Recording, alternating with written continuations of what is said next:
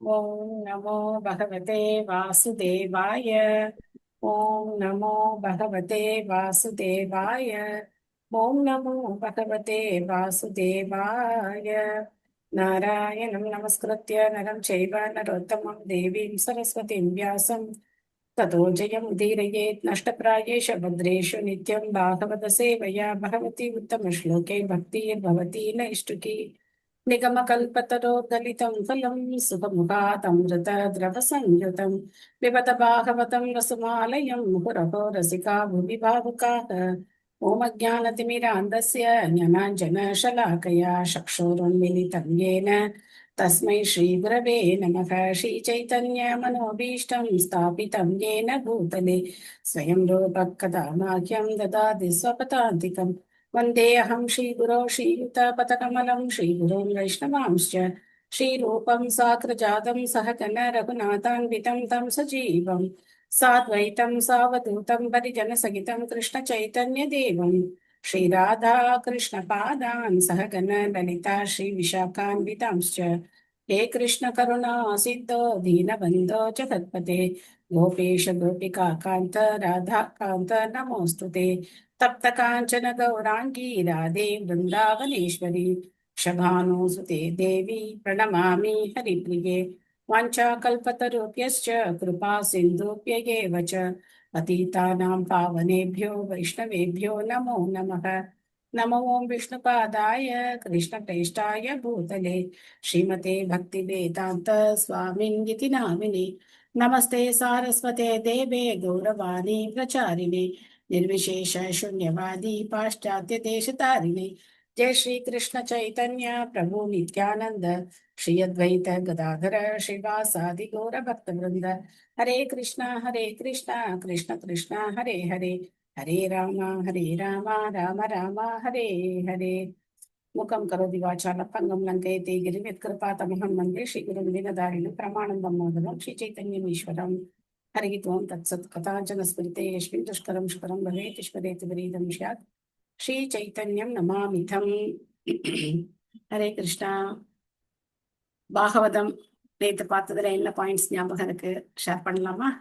ஹரே கிருஷ்ணா மாதாஜி. நமஸ்காரம் ஹரே மாதாஜி. கிருஷ்ணா. நமஸ்காரம் மாதாஜி. பக்தர்கள் சொல்லுங்க வந்து மாதாஜி. யோக சக்திய பிராக்டிஸ் பண்ண வேண்டியதில்ல, அவங்களுக்கு பகவான் காப்பாத்துவார். உதாரணத்துக்கு அம்பரீஷ மகாராஜாவும் திரௌபதி மாதாவையும் சொன்னீங்க Mataji. Okay, thank you Mataji, thank you. Hare Krishna Mataji. சொல்லுங்க மாதாஜி. பக்தன் சோம்பேறி கிடையாது. அவனுக்கு காயம் நித்தியம் இல்லைன்னு நல்லா தெரியும். அதனால எப்பொழுதுமே உற்சாகமா இருப்பான். அப்புறம் ஹரே கிருஷ்ணா மாதாஜி, பகவானை பற்றி தெரிந்து கொள்வதுதான் வேத அறிவு அப்படின்னு சொன்னீங்க Mataji. Very good, thank you Mataji. Hare Krishna Mataji. Hare Krishna. பகவானின் பக்தி தொண்டில் உறுதியாக நிலை பெற்றிருப்பால் இகலோக வாழ்வின் கடமை மிக சுலபமாக நிறைவேற்ற முடியும். பந்தப்பட்ட வாழ்வில் என்பது கடல் நடுவே ஒரு படகை ஓட்டுவதற்கு ஒப்பாகும். ஹரே கிருஷ்ணா மாதாஜி. ஹரே கிருஷ்ணா மாதாஜி. தூய்மை அடையாத பக்தர்கள் தூய்மை அடையும் வரை மீண்டும் மீண்டும் பிறந்துட்டே இருப்பாங்க அப்படின்னு சொன்னாங்க. பிறவி அப்படிங்கறது நம்மளால தவிர்க்க முடியாது. நிறைய பேர் சொல்றாங்க இல்லையா, அடுத்த பிறவி வேண்டவே வேண்டாப்பா அப்படின்னு சொல்றாங்க. ஆனா அந்த மாதிரி நம்ம வேணாம்னு சொல்லிட்டா உடனே சரி இவங்க வேண்டாம்னு சொல்லிட்டாங்க அப்படின்னு சொல்லி நிறுத்தலாம் முடியாது. Very good, thank you. Hare Krishna Mataji. Hare Krishna. குரு எப்பவுமே சீடன் எப்பவுமே குரு கிட்ட கேள்வி கேட்கணும். ஆன்மீக குரு கிட்ட கேட்டு எல்லாம் தெரிஞ்சுக்கணும். பரீட்சித்து மகாராஜா மாதிரி அப்படின்னு சொல்லு. ஆன்மீக சம்பந்தமான கேள்விகளை நம்ம கேட்கணும். தேங்க்யூ மாதாஜி. ஸ்ரீமத் பாகவதம் 2வது காண்டம் 8வது அத்தியாயம் பரீட்சித் மகாராஜரின் கேள்விகள். நம்ம 25வது பதத்துல இருப்போம் இல்லையா? கிட்டத்தட்ட இந்த அத்தியாயத்தினுடைய முடிவுல இருக்கும். பதம் 25. அத்ர பிரமாணம் ஹி பவான் பரமேஷ்டி யதாத்மதூர் அபரேச்சானு திஷ்டந்தி பூர்வேஷாம் பூர்வஜை கிருதம். சோ பிரமாணம் நீங்க சொல்றது எல்லாமே என்னது ஆதாரபூர்வமானது அப்படின்னு சொல்ற. பரமேஷ்டி, அதாவது பரமேஷ்டி அப்படின்னா இங்க பிரம்மாவை குறிப்பிடுற. இங்கே பாருங்க ஆத்ம பூ அப்படின்னு சொல்ற. பார்க்கலாம் மொழிபெயர்ப்பு பொருளுரை. வழங்கிய தெய்வத்திராச பக்திவேதாந்த சுவாமி ஸ்ரீல பிரபுபாத் கி ஜெய். மொழிபெயர்ப்பு. மகாமுனிவரை, நீங்கள் முதல் ஜீவராசியான பிரம்மாவிற்கு நிகரானவர். முந்தைய தத்துவவாத கற்பனையாளர்களால் பின்பற்றப்படுவதைப் போல வழக்கமாக இருந்து வருவதை மட்டுமே மற்றவர்கள் பின்பற்றுகின்றனர். சோ இங்க வந்து சுகதேவ கோஸ்வாமிய பிரம்மாவுக்கு நிகரா சொல்றார். ஏன் அப்படின்னா, பிரம்மா என்ன சொன்னாரோ அதே தான் அவர் சொல்ல போறார். அதனால அவர் வந்து பிரம்மாவுக்கு நிகரானவர் அப்படின்னு நீங்க வந்து சொல்றார். தேன்மொழி மாதாஜி படிக்கிறீங்களா? ரொம்ப நாள் எஸ் கழிச்சு ஹேண்ட் மாதாஜி, ரைஸ் ஹரே பண்ணிருக்கீங்க. கிருஷ்ணா மாதாஜி. ஹரே எஸ் கிருஷ்ணா. மாதாஜி, பாப்பா ம். கொஞ்சம் சேட்டை பண்ண, அதனாலதான் ஓகே ஆன் ஓகே பண்ணவே இல்லை படிங்க மாதாஜி. படிங்க. ம். பொருளுரை வழங்கிய ஸ்ரீல பிரபுபாதைக்கு ஜெய். சுகதேவரை தவிர மற்ற பல முனிவர்களும் அவர்களுடைய சீடர்களும் கூட இருப்பதால் பகவானை பற்றிய பூரண அறிவில் வல்லுனராக இருப்பவர் சுகதேவ கோஸ்வாமி ஒருவர்தான் என்பதற்கில்லை என்று வாதிக்கப்படக்கூடும். வியாசதேவரின் காலத்திலும் அல்லது அவருக்கு முன்பும் கூட கௌதமர், கனாதர், ஜைமினி, கபிலர் மற்றும் அஷ்டாவக்ரர் ஆகியோரை போன்ற பல்வேறு பெரும் முனிவர்கள் இருந்தனர். அவர்களின் ஒவ்வொருவரும் ஒவ்வொரு தத்துவ மார்க்கத்தை கொடுத்துள்ளனர். பதஞ்சலியும் அவர்களின் ஒருவராவர். இந்த 6 மகர்ஷிகளும் நவீன தத்துவவாதிகளையும் மனக்கற்பனையாளர்களையும் போலவே அவரவருக்கு சொந்தமான சித்தாந்த வழிகளை கொண்டவர்களாவர். மேற்குறிப்பிட்ட புகழ்பெற்ற ரிஷிகளால் அளிக்கப்பட்ட 6 தத்துவ மார்க்கங்களுக்கும் ஸ்ரீமத் பாகவதத்தில் சுகதேவ கோஸ்வாமியால் அளிக்கப்பட்ட தத்துவ மார்க்கத்திற்கும் உள்ள வேறுபாடு என்னவெனில், மேற்குறிப்பிட்ட 6 ரிஷிகளும் அவர்களின் சொந்த சிந்தனைக்கு ஏற்றவாறு உண்மைகளை பேசினர். ஆனால் சுகதேவ கோஸ்வாமி சர்வ வல்லமை பொருந்திய முழுமுதற் கடவுளிடமிருந்து பிறந்தவரும் அவராலேயே போதிக்கப்பட்டவருமான ஆத்மபூ பிரம்ம தேவரிடமிருந்து நேரடியாக வரும் அறிவை வழங்கியுள்ளார். உன்னதமான வேத அறிவு முழுமுதற் கடவுளிடமிருந்து நேரடியாக இறங்கி வருவதாகும். பிரபஞ்சத்தின் முதல் ஜீவராசியான பிரம்மா பகவானின் கருணையால் ஞானம் புகட்டப்பட்டார். பிரம்மனிடமிருந்து நாரதரும் பின் நாரதரிடமிருந்து வியாசருக்கும் ஞானம் புகட்டப்பட்டது. இத்தகைய உன்னத அறிவை சுகதேவ கோஸ்வாமி தமது தந்தையான வியாச தேவரிடமிருந்து நேரடியாக பெற்றார். இவ்வாறாக சீட பரம்பரையில் சங்கிலி தொடர் மூலமாக பெறப்படுவதால் இவ்வறிவு பூரணமானதாகும். சீட பரம்பரையின் மூலமாக இவ்வறிவை ஒருவன் பெறவில்லை என்றால் அவன் பூரணமான ஆன்மீக குருவாக இருக்க முடியாது. இதுவே உன்னத அறிவை பெறுவதற்குரிய ரகசியம். மேற்குறிப்பிட்ட 6 ரிஷிகளும் பெரும் சிந்தனையாளர்களாக இருக்கக்கூடும். ஆனால் மனக்கற்பனையால் அவர்கள் பெரும் அறிவு பூர்ணமானதல்ல. சாஸ்திர அறிவற்ற தத்துவவாதி ஒருவன் ஒரு தத்துவ கோட்பாட்டை எவ்வளவு பக்குவமான முறையில் வழங்கினாலும் அது குறையுடைய மனதால் உண்டாக்கப்பட்டதாக இருப்பதால் அத்தகைய அறிவு ஒருபொழுதும் பூர்ணமானதல்ல. அப்பெரும் ரிஷிகளும் கூட அவர்களுடைய சீட பரம்பரை உண்டு. ஆனால் அவர்கள் அங்கீகரிக்கப்பட்டவர்கள் அல்ல. ஏனெனில் அத்தகைய அறிவு சுதந்திரமுள்ளவராக பரமபுருஷ பகவானிடமிருந்து அல்லது நாராயணரிடமிருந்து நேரடியாக வரவில்லை. நாராயணரை தவிர வேறெவரும் சுதந்திரமானவராக இருக்க முடியாது. எனவே அனைவரது அறிவும் நிலையற்ற மனதை சார்ந்திருப்பதால் ஒருவருடைய அறிவும் பூரணமானதாக இருக்க முடியாது. மனம் பௌதிகமானது என்பதால் பௌதிக கற்பனையாளர்களால் வழங்கப்பட்டுள்ள அறிவு ஒருபொழுதும் உன்னதமானதல்ல, பூரணமானதும் அல்ல. பௌதிக தத்துவவாதிகள் குறைபாடு உள்ளவர்களாக இருப்பதால் மற்ற தத்துவவாதிகளுடன் இணங்குவதில்லை. ஏனெனில் பௌதிக தத்துவவாதி அவருடைய சொந்த கோட்பாட்டை அளிக்கவில்லை எனில் அவன் ஒரு தத்துவவாதியாக கருதப்படுவதில்லை. இத்தகைய மன கற்பனையாளர்கள் எவ்வளவு பெரியவராக இருப்பினும் அவர்களை பரிஷித் மகாராஜனை போன்ற நுண்ணறிவாளர்கள் அங்கீகரிக்காமல் சுகதேவ கோஸ்வாமியை போன்ற வேத விற்பனங்களிடமிருந்து செவியுறுகின்றனர். பரம்பரா முறையில் வரும் ஆச்சாரியர் அறிவை புகட்டுவதில் பரம புருஷ பகவானிடமிருந்து வேறுபட்டவர் அல்ல. பகவத்கீதையில் இது குறிப்பாக வலியுறுத்தப்பட்டுள்ளது. Hare Krishna Mataji. Thank you Mataji. Hare Krishna. Thank you Mataji, thank you. So இந்த 6 தத்துவங்கள் யாருக்காவது ஞாபகம் இருக்கா? 6 தத்துவங்கள். கொஞ்சம் கஷ்டமான கேள்விதான் இது.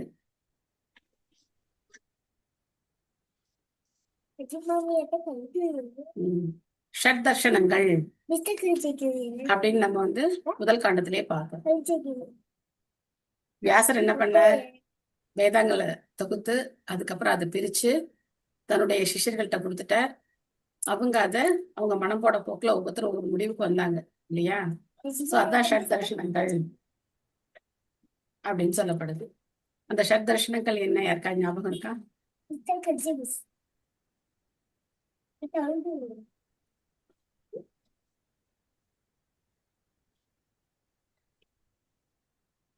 மீமாம்சா என்னது? முதல்ல மீமாம்சா, கர்ம மீமாம்சா, ஜெய்மினி அவரோடது மீமாம்சா. அதுக்கப்புறம் ஒவ்வொருத்தரும் ஒவ்வொன்று, எனக்கு யாருன்னு கரெக்டா ஞாபகம் இல்லை. கபிலர் வந்து சாங்கிய தத்துவம், பதஞ்சலி வந்து யோகா, அதுக்கப்புறம் கனாடர் அவர் வந்து வைசேஷிகான்னு நினைக்கிறேன், வைசேஷிகா. அதுக்கப்புறம் இன்னொருத்தர் யார் இருக்கா? கௌதமர், அவருடையது வந்து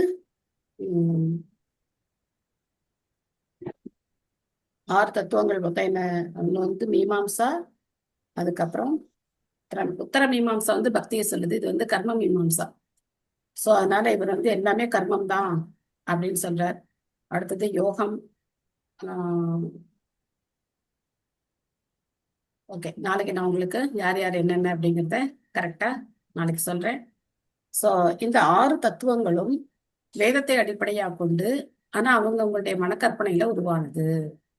அதனால இது எதுவுமே பூரணமானது கிடையாது. அவங்க அந்த இடத்துல எல்லாரும் இருக்காங்க. சோ அதனால இங்க வந்து சுகதேவ கோஸ்வாமியை தான் அவர் தேர்ந்தெடுத்து, நீங்க பிரம்மாவுக்கு நிகரானவர், ஏன்னா அவர் தான் வந்து பிரம்மா கிட்ட இருந்து கேட்டதை அப்படியே சொல்றார், மாத்தல, தன்னுடைய சொந்த கருத்துக்களை அவர் வந்து புகுத்தல. அதனால்தான் பலவிதமான பரம்பரை முறைகள் ஏற்பட்டு பலவிதமான குழப்பங்கள் இருக்கு. வேதங்களை வச்சே பலவிதமான குழப்பங்கள் இருக்கு. ஏன்னா ஒருத்தர் வந்து கர்மம் தான் உயர்ந்தது, கர்மத்துக்கு ஏத்த பலன் நமக்கு கிடைச்சே ஆகணும் அப்படின்னு சொல்லும் போது, அப்போ அங்க பகவானுக்கு இடமே இல்லை இல்லையா? நான் இந்த காரியத்தை செய்தா எனக்கு இந்த பலன் கிடைச்சே ஆகணும் ஹரே கிருஷ்ண அப்படின்னா. மாதாஜி. சொல்லுங்க மாதாஜி, நம்ம கிளாஸ்ல எடுத்து எழுதி வச்சிருக்கேன்.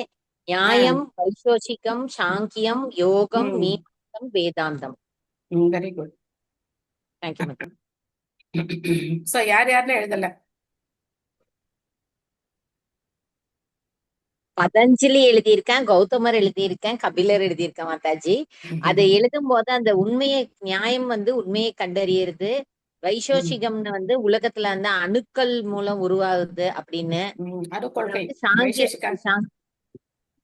சாங்கிய தத்துவம் வந்து புருஷ ஆத்மா பிரபஞ்சம் அப்படின்னு மட்டும் எழுதியிருக்கேன் மாதாஜி.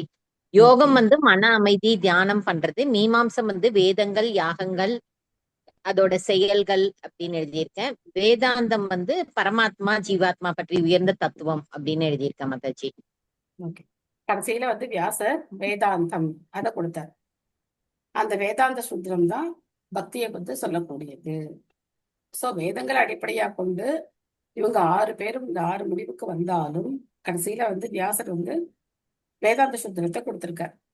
சோ அதுக்கு ஒரு வியாக்கியானமா தான் இந்த பாகவதத்தை அவர் கொடுத்திருக்கார். அதனால இந்த பாகவதத்துல இந்த 6 தத்துவங்களையும் நம்ம வந்து பார்க்கலாம். 6 தத்துவங்களும் பக்தியை விட குறைஞ்சதுதான் அப்படிங்கறத நம்ம பார்க்கலாம். பக்தி இந்த எல்லா விஷயத்தையும் விட உயர்ந்தது அப்படிங்கறத நாம ப்ரூவ் பண்றதுதான் பாகவதம். அதனால்தான் பாகவதம் வேதாந்த சுந்தரத்துக்கு இயற்கையான வியாக்கியானம் சொல்லப்படுது. இந்த ஷட் தர்ஷனங்கள் நீங்க வந்து கூகுள்ல போட்டா கூட கிடைக்கும், ஷட் தர்ஷனம் அப்படின்னு போட்டா கிடைக்கும். ஏன்னா ரொம்ப ஃபேமஸ் இது, நம்ம வேத அறிவுல இது ரொம்பவே முக்கியமானது. சோ அதனாலதான் என்ன நினைக்கிறாங்க, அதையும் எல்லாரும் ஃபாலோ பண்ணலாம்னு நினைக்கிறாங்க. மீமாம்சம் ஃபாலோ பண்ணலாம், யோக முறையை ஃபாலோ பண்ணலாம். அது மாதிரி இங்க சாங்கியம் அப்படிங்கிறது கபிலதேவருடைய சாங்கியத்தை யாரும் ஃபாலோ பண்றது கிடையாது. இன்னொரு கபிலர், நாஸ்திக கபிலர், அவருடைய சாங்கியத்தை தான் ஃபாலோ பண்றாங்க. சோ அப்போ அதுலயும் கடவுளை பத்தி எதுவும் கிடையாது. இங்க இதுலயுமே என்ன, கிருஷ்ணரை பத்தி எந்த விஷயமும் கிடையாது. சோ அதனாலதான் வியாசருக்கும் என்ன கிடைக்கல, மன அமைதி கிடைக்கல. ஆனா சுகதேவ கோஸ்வாமி அப்படிப்பட்டவர் கிடையாது. நம்மளுடைய மனக்கற்பனையில நம்ம ஒரு முடிவுக்கு வர்றதுனால அது பூரணமானது கிடையாது, அது உயர்ந்ததும் கிடையாது அப்படிங்கறத நம்ம இங்கே பார்க்கிறோம். ஒரு தத்துவவாதி இன்னொரு தத்துவவாதிக்கு வேறுபடுறார். ஆனா பக்தர்கள் எந்த வேறுபாடும் இல்லாம பகவான் சொல்றதை ஏத்துக்கிறாங்க. ஒவ்வொருத்தரும் ஒவ்வொன்னு சொல்லலாம். ஆனா இறுதியான முடிவு அப்படிங்கிறது பகவான் என்ன சொல்றாரோ அதானே இறுதியான முடிவு. சோ அதனால பகவான் சொல்றதை பக்தர்கள் எல்லாருமே ஏத்துக்கிறாங்க. நமே ஸ்வக பராயந்தி பிரம்மன் அனச்சனாதமி விபதோ அச்சுத பீயுஷம் தத் வாக்கிய அப்தி வினிகிருஷ்ருதம். கற்றறிந்த பிராமணரே, கடல் போன்ற தங்களுடைய பேச்சிலிருந்து பெருகியோடும் பரமபுருஷரின் அமிர்தம் போன்ற செய்தியை நான் பருகிக் கொண்டிருப்பதால் எனது உபவாசத்தின் காரணமாக எந்தவிதமான சோர்வையும் நான் உணரவில்லை. கிட்டத்தட்ட இந்த ஃபர்ஸ்ட் கேண்டோ முடிஞ்சு செகண்ட் கேண்டோ பேசுறாங்க அப்படின்னாக்கா ஒரு நாள் போயிருக்கணும் இல்லையா? ஒரு நாள் 1.5 நாள் டைம் போயிருக்கணும். ஸோ இந்த சோர்வு எனக்கு தெரியல. நான் ரொம்ப உற்சாகமா இருக்கேன். நீங்க கவலைப்படாதீங்க. எனக்கு பசிக்குதா, தாகமா இருக்கா, நான் கேட்கறதுல இருந்து விலகி போயிடுவேனா அப்படின்னா நினைக்காதீங்க. நான் கொஞ்சம் கூட என்னுடைய கவனம் சிதறாம நீங்க சொல்றத கேட்டுக்கிட்டே இருக்கேன் அப்படிங்கிறதையும் சொல்றேன். நெக்ஸ்ட் அகிலா மாதாஜி படிக்கிறீங்களா? ஹரே கிருஷ்ணா மாதாஜி. ஹரே கிருஷ்ணன். பொருளுரை. ஸ்ரீல பிரபுபாதருக்கு ஜெய். பிரம்மர், நாரதர், வியாசர் மற்றும் சுகதேவ கோஸ்வாமி ஆகியோரிடமிருந்து வரும் சீட பரம்பரை மற்ற சீட பரம்பரைகளிலிருந்து வேறுபட்டதாகும். மற்ற ரிஷிகளின் சீட பரம்பரைகள் குறையற்ற பகவத் கதைகள், அச்சுத கதா இல்லாதவையாக இருப்பதால் அவை காலத்தை விரயம் செய்பவை மட்டுமே ஆகும். மன கற்பனையாளர்கள் அவர்களுடைய கோட்பாடுகளை காரணங்களுடனும் நியாயவாதங்களுடனும் மிகவும் நன்றாக அளிக்கக்கூடும். ஆனால் அத்தகைய காரணங்களும் நியாயவாதங்களும் குறையுடையவையே, ஏனெனில் அவை இன்னும் சிறந்த மன கற்பனையாளர்களால் தோற்கடிக்கப்படுகின்றன.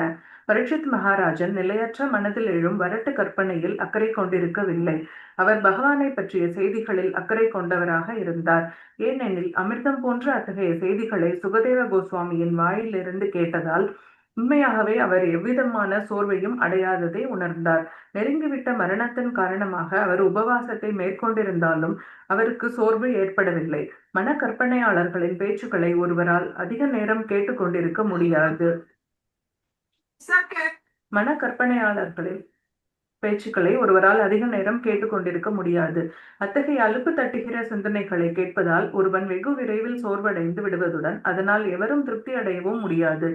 ஒருவன் வேறு காரணங்களால் சோர்வடைந்தாலும், குறிப்பாக சுகதேவ கோஸ்வாமியை போன்ற ஒருவரிடமிருந்து கேட்கப்படும் பகவானை பற்றிய செய்தி அவனுக்கு ஒருபொழுதும் சோர்வை ஏற்படுத்தாது. ஸ்ரீமத் பாகவதத்தில் சில பதிப்புகளில் இப்பதத்தின் கடைசி வரி அந்யத்ர குபிதாத் பிஜாத் என்று இருக்கிறது. இதன் பொருள் பாம்பு கடியினால் நிகழப்போகும் திடீர் மரணத்தை பற்றிய எண்ணத்தால் அரசன் சோர்வடைந்திருக்க கூடும் என்பதாகும். அந்த பாம்பும் ஒரு பிராமணன் தான். அப்பாம்பின் கோபம் நல்லறிவற்ற பிராமண சிறுவனின் சாபத்துடன் ஒப்பிடப்படுகிறது. பரீட்சித் மகாராஜன் பகவானை பற்றிய செய்திகளால் முற்றிலும் தைரியமூட்டப்பட்டு இருந்ததால் மரணத்தை பற்றி அவர் சிறிதும் அஞ்சவில்லை. அச்சுத கதையில் முழுமையாக ஆழ்ந்துள்ள ஒருவருக்கு இவ்வுலகில் உள்ள எப்பொருள்களிலும் ஒரு பொழுதும் அச்சமில்லை. ஹரே கிருஷ்ணா. தேங்க்யூ மாதாஜி. ஹரே கிருஷ்ணா.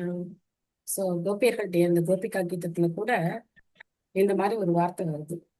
தவகதாமிருதம் சப்த ஜீவனம் கவிபிரீடிதம் கல்மஷாபகம் ஸ்ரவணமங்களம் ஸ்ரீமதாததம் புவி கிருணந்தி பூரிதா ஜனா அப்படின்னு. தவகதா அமிர்தம், பகவானுடைய கதை எப்படிப்பட்டது? அமிர்தம் போன்றது. சோ அதை கேட்டுக்கிட்டே இருக்கலாம். ஆனா நமக்கு டேஸ்ட் இல்லாததுனால நமக்கு எப்படி இருக்கு? போர் அடிக்குது. 1 மணி நேரம் கேட்கறதே நமக்கு பெரிய தபஸ்யா. இந்த கலியுகத்துல 1 மணி நேரம் கேட்கறதே தபஸ்யா. அதுவும் டெய்லி கேட்கிறோம். ரொம்ப பெரிய தபஸ்யா. ஆனா அவங்க என்ன சொல்றாங்க? இதுதான் எங்களுடைய ஜீவனம், தத்த ஜீவனம். அதாவது தத்தனா கொழுந்து விட்டு எரியிற இந்த வாழ்க்கையில இதுதான் எங்களுக்கு அமிர்தம் போன்ற எங்களுடைய அந்த உயிரை காப்பாத்தி வச்சிருக்கிறது இதுதான் அப்படின்னு சொல்றாங்க. உங்களுடைய கதைகள் தான், உங்களுடைய அமிர்தம் போன்ற கதைகள் தான் அப்படின்னு. கஜேந்திர மோட்சத்திலையும் கஜேந்திரன் சொல்றார், ஏகாந்தினோ யஸ்ய ந கஞ்சனார்த்தம் வாஞ்சந்தி ஏவை பகவத் பிரபன்னாக அத்யத்புதம் தச்சரிதம் சுமங்களம் காயந்தானந்த சமுத்திரமக்னாக அப்படின்னு. தச்சரிதம் சுமங்களம், பகவானை பத்தி கேட்கறது அவ்வளவு மங்களகரமானது. சோ அதனால பகவானுடைய லீலைகளை கேட்கறதுக்கு நமக்கு அந்த டேஸ்ட் எப்ப கிடைக்கும்? சுஷ்ருஷோ ஸ்ரத்ததானஸ்ய வாசுதேவ கதாருச்சி சியான் மகத் சேவையா விப்ரா புண்ணிய தீர்த்த நிஷேவனாத் அப்படின்னு முதல் காண்டத்துல சொல்லப்பட்டது. இந்த ஸ்லோகத்துக்கு என்ன அர்த்தம் அப்படின்னா, சுஷ்ருஷோ ஸ்ரத்ததானஸ்ய, சுஷ்ருஷோ அப்படின்னா கேட்கறது, ஸ்ரத்தையோட கேட்கறதுக்கான வாசுதேவ கதா ருச்சி. அந்த ருச்சி நமக்கு எப்ப கிடைக்கும்? பகவானை பத்தின கதைகளை கேட்கறதுக்கு, பகவானுடைய நாமத்தை ஜெபம் பண்றதுக்கான ருச்சி எப்ப கிடைக்கும் அப்படின்னா, சியான் மகத் சேவையா, மகத்துக்கு சேவை செய்யும் போது, மகத்னா யாருன்னா தூய பக்தர்கள், தூய பக்தர்களுக்கு நாம சேவை செய்யும் போது அப்போ நமக்கு அந்த சுவை கிடைக்கும். அதனால பக்தர்களுக்கு சேவை செய்யக்கூடிய பாக்கியம் கிடைச்சது அப்படின்னா உடனே நம்ம அதை பயன்படுத்திக்கணும். யாராவது ஒரு பக்தர் பிரசாதம் கேட்குறாங்க, இல்ல ரொம்ப வேடிக்கையா இருக்கும். யாராவது பக்தர்கள் வந்து நடந்து போயிட்டே இருப்பாங்க, எங்க பிரபு வண்டியில போயிட்டு இருப்பாரு, டக்குன்னு அவங்கள கூப்பிட்டு ஏறிக்குங்க பிரபு அப்படின்னு சொல்லி அவங்க எங்க போகணுமோ அங்க கொண்டு போய் அவரை விட்டுட்டு அதுக்கப்புறம் அவருடைய காரியத்தை பார்க்க போவார். எல்லாருக்கும் அதனால ரொம்ப பிடிக்கும் அவரை. சின்ன சேவை. மாயப்பூர்ல எல்லாம் நடந்து போயிட்டு இருப்பாங்க. சில பக்தர்கள் வண்டியில போவாங்க, சில பக்தர்கள் நடந்து போயிட்டு இருப்பாங்க. நடந்து போயிட்டு இருக்கிற பக்தர்களை வந்து நீங்க எங்க போறீங்க அப்படின்னு கேட்டு அவங்களுக்கு கொண்டு போய் அந்த இடத்துல டிராப் பண்ணிட்டு 1 நிமிஷம் ஆக போதா 2 நிமிஷம் ஆக போதா, ஆனா அந்த ஒரு சேவை. அதே மாதிரி நானும் நடந்து போயிட்டு இருப்பேன். அப்ப யாராவது என்கிட்ட கேட்பாங்க, வாங்க நான் கொண்டு போய் விடுறேன், வாங்க நான் கொண்டு போய் விடுறேன் அப்படின்னு சொல்லுவாங்க. சின்ன சின்ன சேவை. இது மாதிரி பக்தர்களை சந்தோஷப்படுத்தணும். பெரிய சேவை செய்ய முடிஞ்சா ரொம்ப சந்தோஷம். என்ன முடியுதோ அட்லீஸ்ட் பக்தர்களை பார்த்தா நம்ம என்ன செய்யணும்? சந்தோஷமா அவங்கள பார்த்து சிரிச்சு ஹரே கிருஷ்ணா சொல்லணும். அதுவே பெரிய சேவை. பக்தர்களை பார்த்து மன திருப்தி அடைந்து ஹரே கிருஷ்ணா சொன்னாலே பெரிய சேவை. சியான் மகத் சேவையா விப்ரா புண்ணிய தீர்த்த நிஷேவனாத். அவங்க வந்து புண்ணிய தீர்த்தங்களுக்கு சமமானவர்கள் பக்தர்கள் அப்படின்னு சொல்லப்பட்டிருக்காங்க. சோ அந்த பக்தர்களுக்கு சேவை செய்யும் போது பகவானை பத்தி கேட்கறதுக்கான அந்த ருச்சி, வாசுதேவ கதா ருச்சி நமக்கு கிடைக்கும் அப்படின்னு சொல்லி முதல் காண்டத்துல சொல்லப்பட்டிருக்கு. இங்க பார்த்தோம்னா சுகதேவ கோஸ்வாமிக்கு பரிஷத் மகாராஜன் மிகச்சிறந்த சேவை செய்யறார். அவரை புகழ்ந்து சொல்றார், அவர் ஆன்மீக குருவா ஏத்துக்கிட்டார், அவர்கிட்ட பணிவோட கேள்விகள் கேட்கிறார். இதெல்லாமே கூட என்னதான் ஒரு சேவைகள் தான். சூத உவாச்ச ச உபாமந்திரிதோ ராஜ்ஞா கதாயாம் இதி சத்பதேஹி பிரம்மராதோ விருச்சம் பிரீதோ விஷ்ணுராதேன சம்சதி. சூத கோஸ்வாமி கூறினார், இவ்வாறாக பக்தர்களுக்கிடையில் பகவான் ஸ்ரீ கிருஷ்ணரை பற்றிய விஷயங்களை பேச பரீட்சித் மகாராஜனால் அழைக்கப்பட்டதால் சுகதேவ கோஸ்வாமி மிகவும் திருப்தி அடைந்தார். மச்சித்தா மத்கத பிராணா போதயந்தக பரஸ்பரம் கதையந்தம் நித்தியம் துஷ்யந்தீச்ச ரமந்திச்ச அப்படின்னு பாக்குறோம் இல்லையா? பக்தர்களுக்கு வேற என்ன வேலை இருக்கு? ஒருத்தருக்கு வந்து பகவானை பத்தி புகழ்ந்து பேசுறது, உபதேசம் பண்ணிக்கிறது, இதான் வந்து அவங்களுடைய வேலை அப்படின்னு வந்து பகவான் பகவத்கீதையில சொல்றார், 10வது அத்தியாயத்துல சொல்றார். விமலா தேவதி படிக்கிறீங்களா? ஹரே கிருஷ்ண மாதாஜி. ஹரே கிருஷ்ணா. நமஸ்காரம் மாதாஜி. ஹரே கிருஷ்ணா. நமஸ்காரம். ஸ்ரீல பிரபுபாதக்கு ஜெய். ஸ்ரீமத் பாகவதத்தை பகவத் பக்தர்களுக்கிடையில் மட்டுமே ஒழுங்காக விவாதிக்க முடியும். பகவத்கீதை பகவான் ஸ்ரீ கிருஷ்ணருக்கும் அர்ஜுனனுக்கும் பகவானுக்கும் பக்தனுக்கும் இடையில் அதிகாரபூர்வமான முறையில் விவாதிக்கப்பட்டது. அதே போலவே பகவத்கீதையின்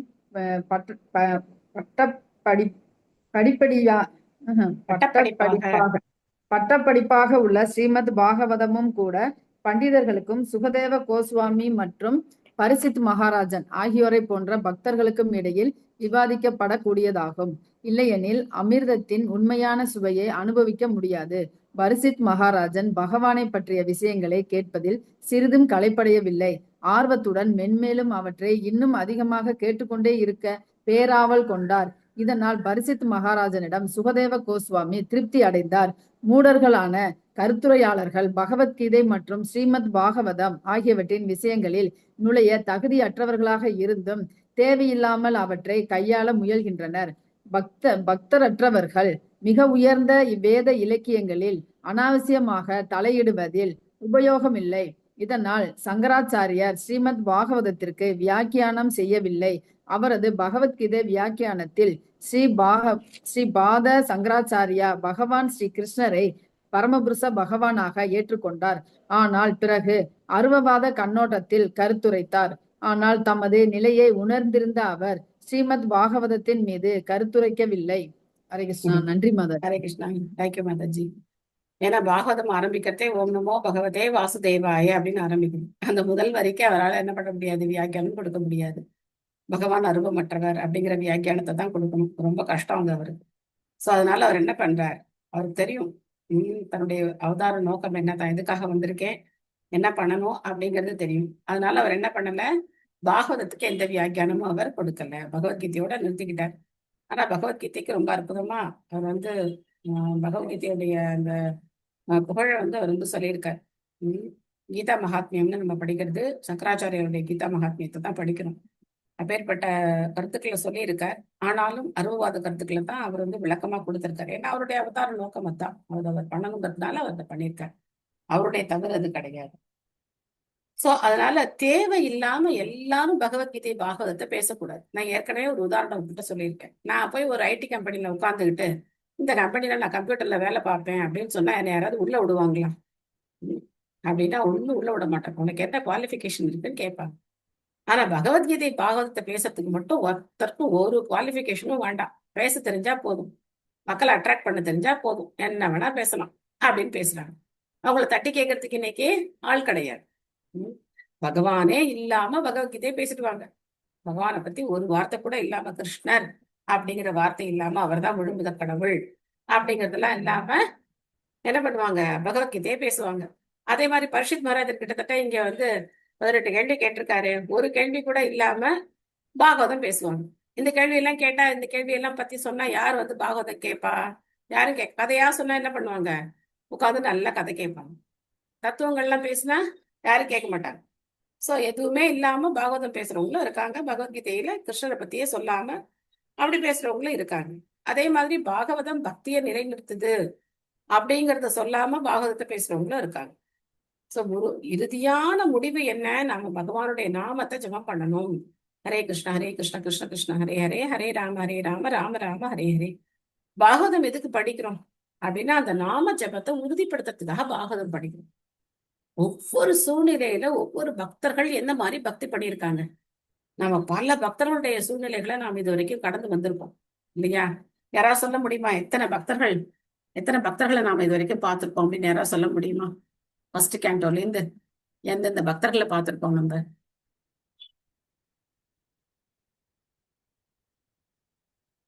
என்னாச்சு? பிரகலாதன், குந்தி மகாராணி பார்த்திருக்கோம். அதுக்கப்புறம் அம்பரீஷ் மகாராஜா பத்தி எல்லாம் நம்ம இன்னும் படிக்கல. அவரை பத்தி ஜஸ்ட் கேட்டிருக்கோம், நம்ம இன்னும் டீடைலா படிக்கல. அதே மாதிரி பிரகலாதரை பத்தி எல்லாம் நம்ம இன்னும் படிக்கல, அதெல்லாம் நம்ம கேட்டிருக்கோம். பட் ஃபர்ஸ்ட் கேண்டோல இருந்து சொல்லுங்க, யாரும் நம்ம பார்த்தோம்? நாரதர் முதல்ல பார்த்தோம். நாரதர், ஹரே கிருஷ்ணா மாதாஜி, சௌனகாதி முனிகள், சூதர், சௌனக முனிகள், சூத கோஸ்வாமி. ஒவ்வொரு சூழ்நிலை, சூத கோஸ்வாமியோட சூழ்நிலை பாத்தீங்கன்னா, அவங்க அப்பா ரோமஹர்ஷரை பலராமர் சம்ஹாரம் பண்ணிட்டார். சோ அதுக்கப்புறம் அவருக்கு பெண்டிக்ஷன் கொடுத்து அவர் வந்து இப்போ இது சொல்லிட்டு இருக்கார். அந்த மாதிரி அவருடைய சூழ்நிலை. சௌனகாதி ரிஷிகள் யாகம் பண்ணிட்டே இருக்காங்க. ஆனா கடைசியில அவங்க வந்து யாகம் பண்ணி திருப்தி இல்லாம பகவானை பத்தி கேட்கணும்னு சொல்லி உட்கார்ந்துட்டாங்க. சோ இது மாதிரி பல சூழ்நிலை. அப்புறம் நாரதர், வியாசர், வரிசையா நம்ம பார்த்துக்கிட்டே வரோம்.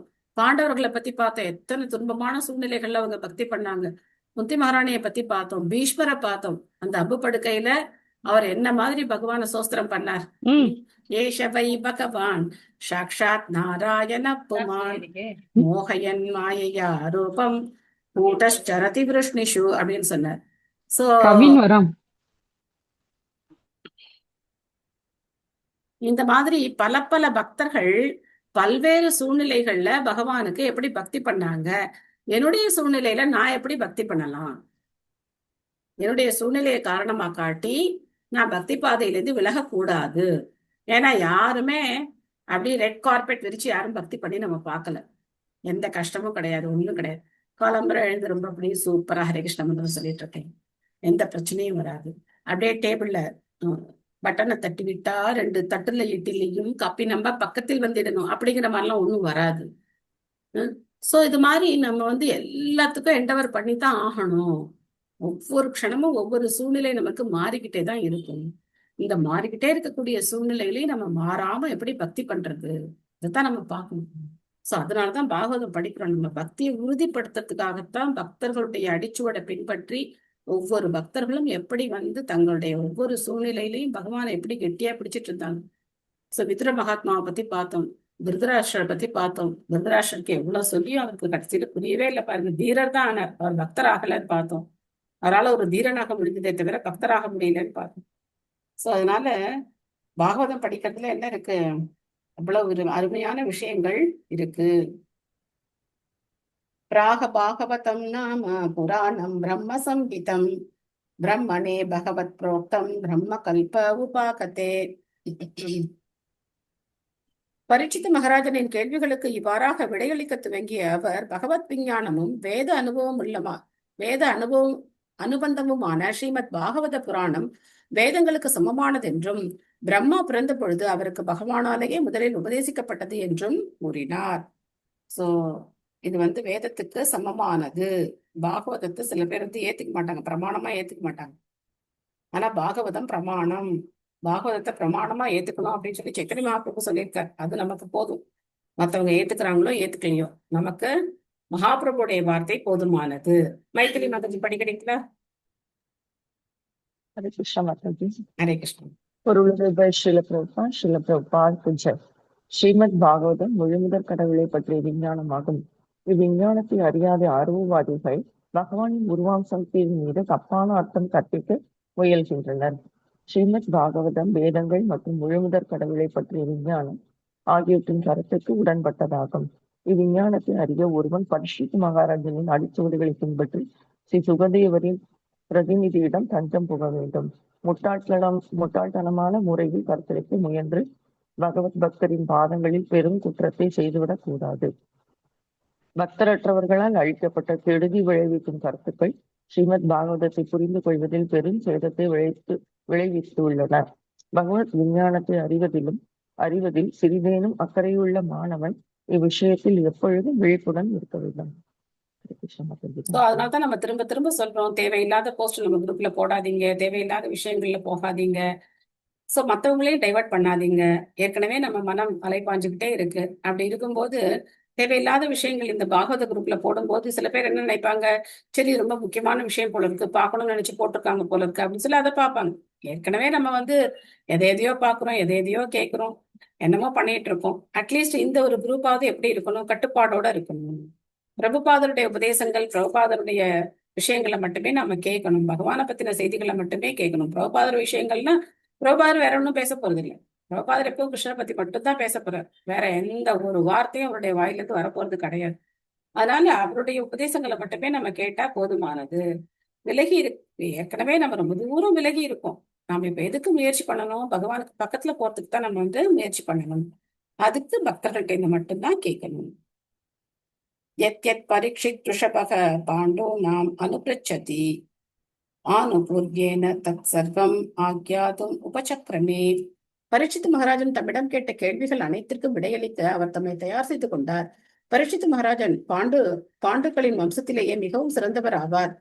இதனால் சரியான கேள்விகளை சரியான நபரிடம் அவரால் கேட்க முடிந்தது.